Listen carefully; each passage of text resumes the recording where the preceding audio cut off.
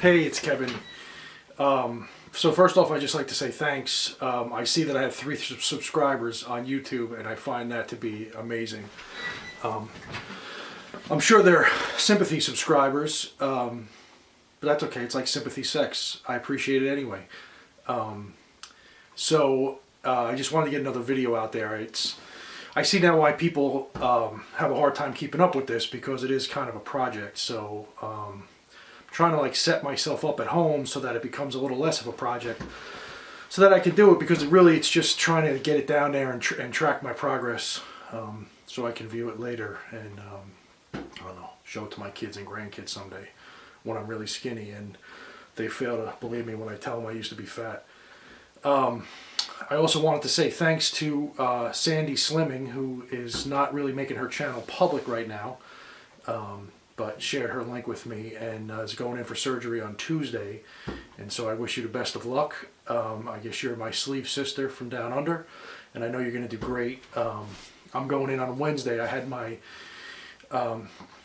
final appointment with my surgeon this past Wednesday, which was the day before Thanksgiving. Today is Saturday, November 29th. So I guess my last appointment with my surgeon was the 26th, and it went really well.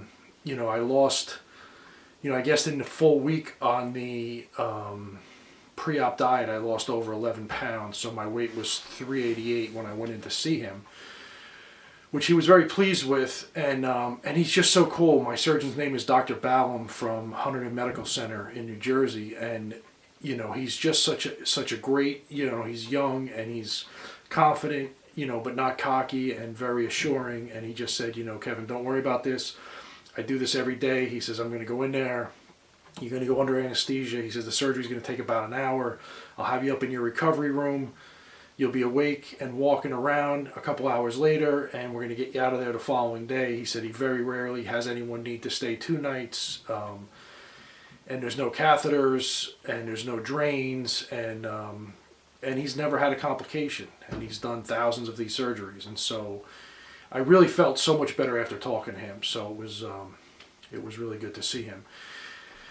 I guess the other thing that I want to talk about today is I do want to go into a little bit of a list of things that I'm not going to miss. I guess I could have been creative and made like a top 10 things I'm not going to miss or something, but I just wanted to kind of talk about a few of the things that I'm looking forward to not having to deal with anymore, just so that I can look back on this and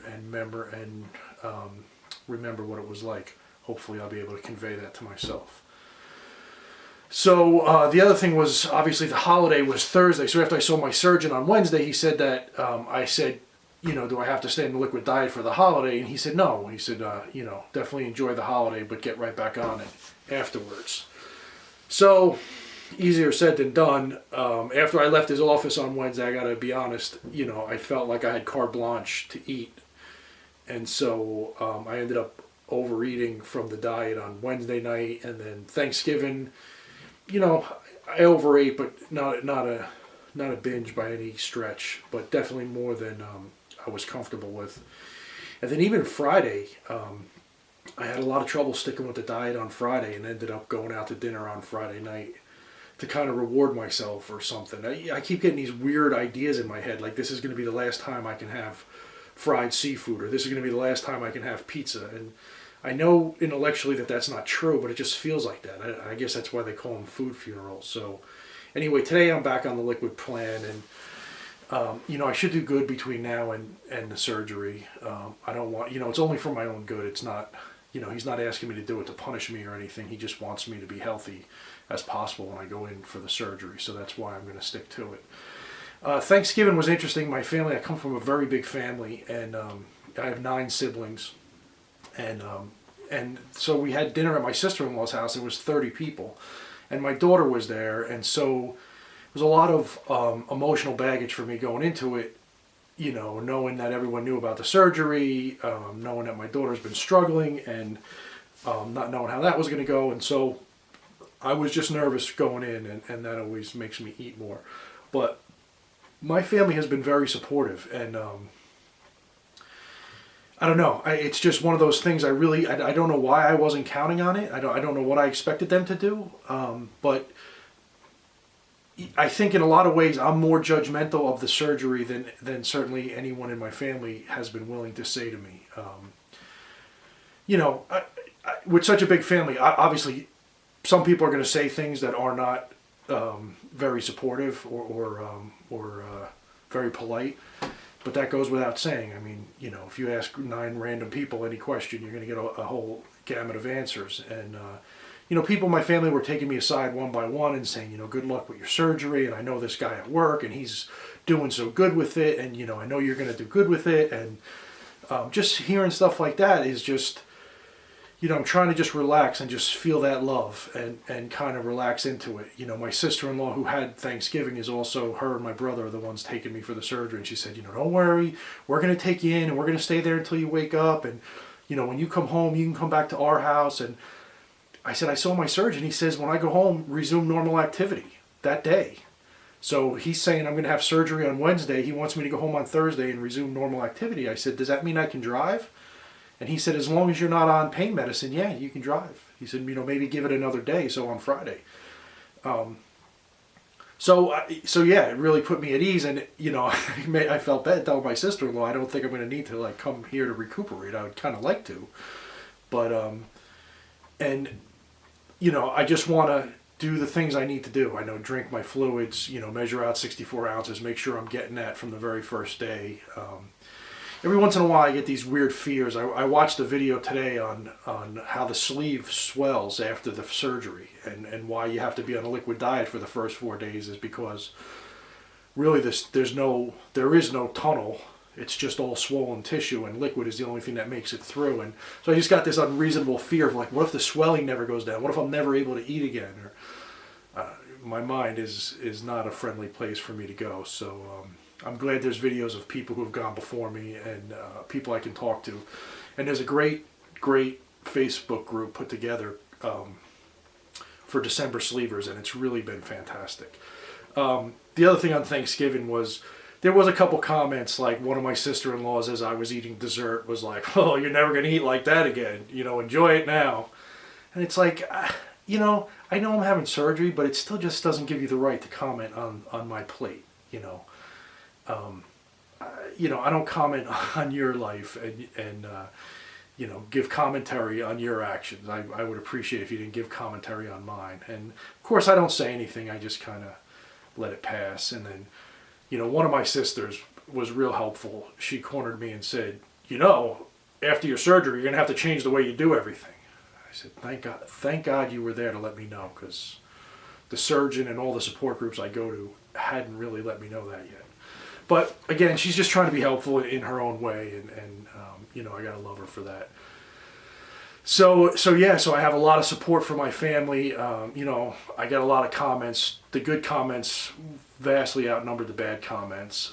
I'm very close to my brothers, and you know, my one brother is just so supportive and has just said such really nice, loving, supporting things to me. So I'm trying to get used to that, you know. And one thing he said to me, and we grew up together.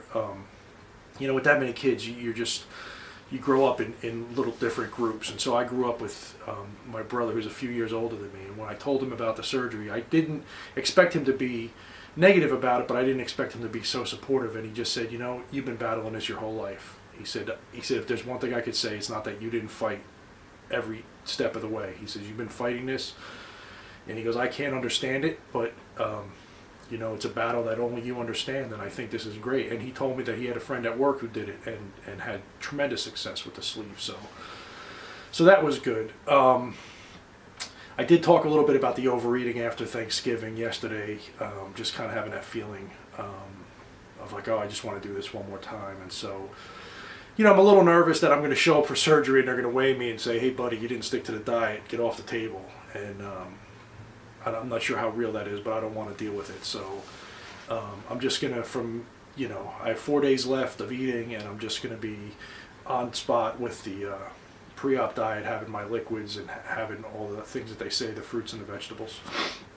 Then the other thing I want to talk about in this video, and I hope I don't go too long, it'd be great if I can cut it at 15 minutes, but it's just things that I'm not going to miss about being morbidly obese. And it was interesting. Like I'm starting to talk freely about my weight now because in my mind I know I'm never going to be this heavy again, and so I almost don't even feel bad about being this heavy now. It's kind of an odd sensation, but a few times I've been talking to people and let them know that I was 400 pounds, and they were flabbergasted.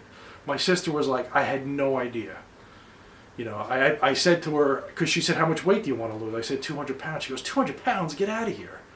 I said, how much do you think I weigh? She said, I don't know, 300? I said, no, try 400 and above. And she had no idea. And then everybody always says to me, you don't look it. That my sister said that, you don't look it. I said, well, obviously you don't know what 400 pounds looks like. But it's kind of a compliment. People, I had another friend who had the surgery. He was never as heavy as me, but I told him yesterday how much I weighed. He said, I would have never guessed that much. He said, I was thinking 325, 330, 350 tops. He says, I can't believe you're 400. He said, you definitely don't look like it. So I guess that's kind of a good thing. I carry my weight well. And in my last video, I talked about that. I've always dated. I've always met women. I've always kind of gotten away with it, until I couldn't, until 400 pounds. And physically, I just couldn't get away with it anymore. And my body's not going to tolerate it for very much longer. Like everyone says, you don't see a lot of 400-pound 55-year-old, 60-year-old, 65-year-old, certainly. So one of the things I've heard other people say, and it's just part of being this large, is constant vigilance. It's something you have to constantly be aware of. Even at a lesser weight, even at 360, I always had to be conscious in my mind of what restaurant I was going to, what kind of chairs they were going to have. Was I going to have to sit in a booth? Was I going to have to try to get in a theater seat? Does that theater seat's armrest go up? It's exhausting. It's exhausting to always have to be a step ahead. I envy people who can just decide to go out to dinner and walk into a restaurant and not have to scan the room and figure out some polite way to guide the group. I work in a corporate environment and we go out to eat a lot, and I'm always having to, covertly get the group into the table or get the group away from the booth or do something so that I don't humiliate myself. It's just a lot of work, and it's exhausting, and at times it's embarrassing. I don't know that other people notice it as much as I do, but I'm constantly aware of it. I think of it sometimes when I'm in a booth, when I do end up in a booth and it's tight, I just try to tell myself no one is looking at the distance between the table and your stomach. I'm certainly not looking at the distance between the table and anyone else's stomach, but it's just one of those things. It really is exhausting, and anyone who's overweight knows what I'm talking about. The other thing is just not being able to do things. Not having to worry. Am I going to fit? Can I do this? Can I do that? Can I go there? Am I going to be embarrassed? Am I going to cause embarrassment to my daughter? Am I going to cause embarrassment to the people I'm with? If I'm on a date, am I? Just whatever. It's just a nonstop mental masturbation that is exhausting, and I'm not going to miss it. The other thing I'm not going to miss is just life restrictions in general. I was thinking about, I've made all these, part of my weight loss efforts have always been to make goals and to, do all these things, plan out my future and write down my goals and what do I want to accomplish, and it's always like number one on my list is always go on a roller coaster with my daughter. And it's been like an impossible dream to get, the last time I took my daughter to the amusement park, I didn't even go in. I brought her and my nephew to Great Adventure in New Jersey, and I knew I couldn't go on any rides, and I knew I didn't want to walk around all day. And, they were teenagers, they were fine with going in on their own, and I didn't abandon them. But I literally sat in the car in the parking lot at Great Adventure for like 8 hours while they walked around the park. And, I worked on my computer and did some stuff on my tablet and stuff.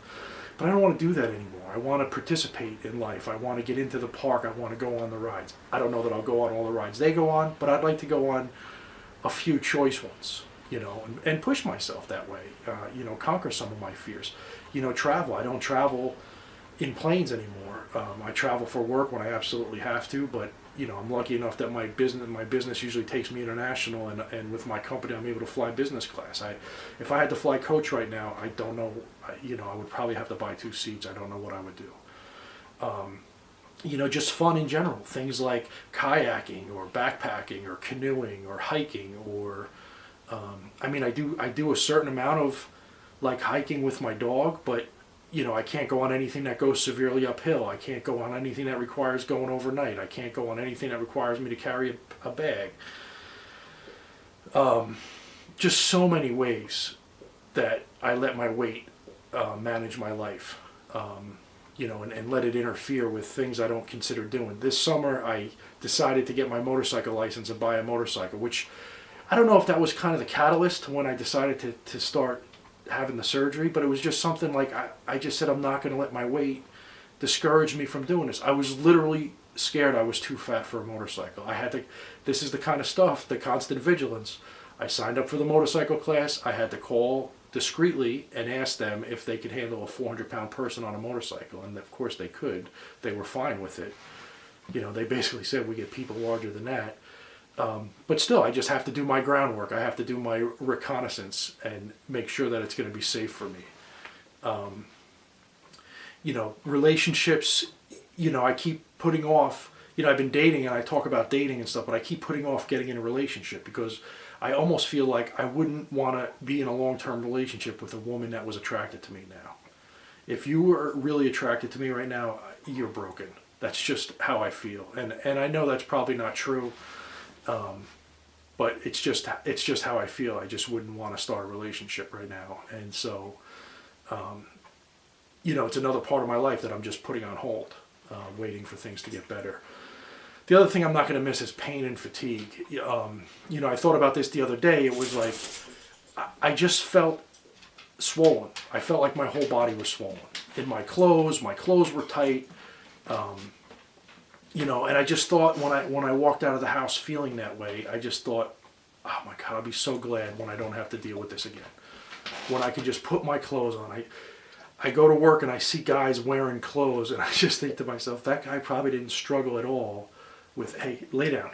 My dog walked in. He's going to whack the tripod with his tail. Sit down.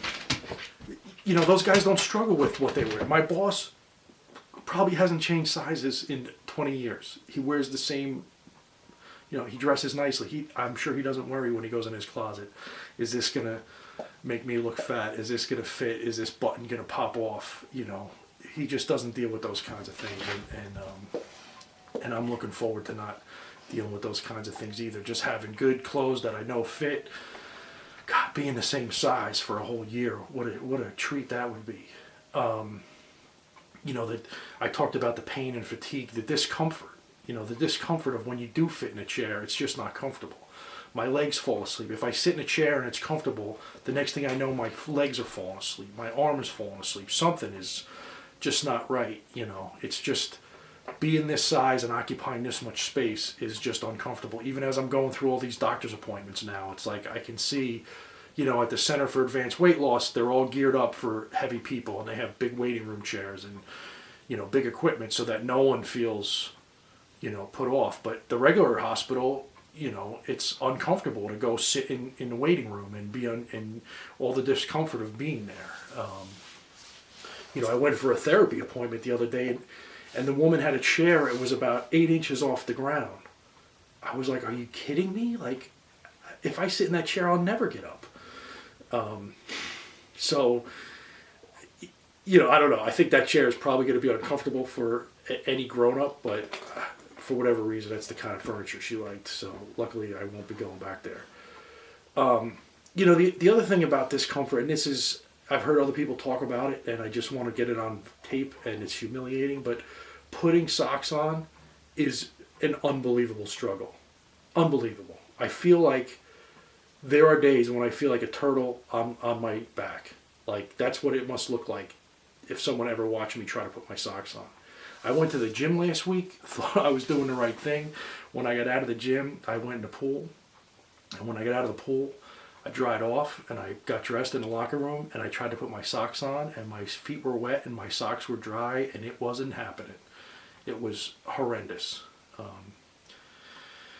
So there's the pain of putting my socks on. Then there's sometimes the pain of just wearing my socks because my ankles and feet are so swollen. The socks just dig in. I actually took pictures of that. I'm not going to post it, but I have pictures of what those dents in my leg felt like.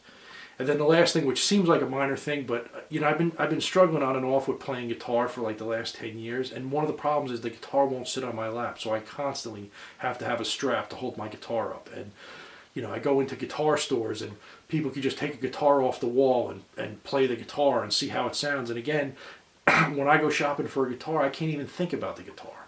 All I'm thinking about is, do they have a strap? Can I hold the guitar? You know, is there a place for me to sit? Is this bench going to hold me? You know, I think about everything except whether or not the guitar that I'm thinking about buying sounds good. You know, and so that's just something I'm really looking forward to.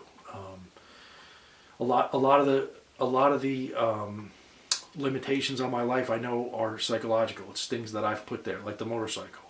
You know, it was something that left to my own devices I would have never tried because I would have just assumed I was too heavy. But you know, today I was thinking about, I'd love to try archery, and my first thought was, you can't shoot a bow, you're too fat. And then I thought, well, I'll just call and see if fat people can shoot bows. It will be nice to not have to worry about that and do things like zip lining or, you know, going on an amusement park ride. I saw Fat King's Phil did indoor skydiving. You know, at work, a couple of times a year, they always want to go ride go-karts as a team builder, and I dread the idea of us ending up in a go-kart place. I mean, I would never go. I would call out sick or I'd get out of it some way, but I'd love to be able to go drive go-karts with my kid or with my coworkers.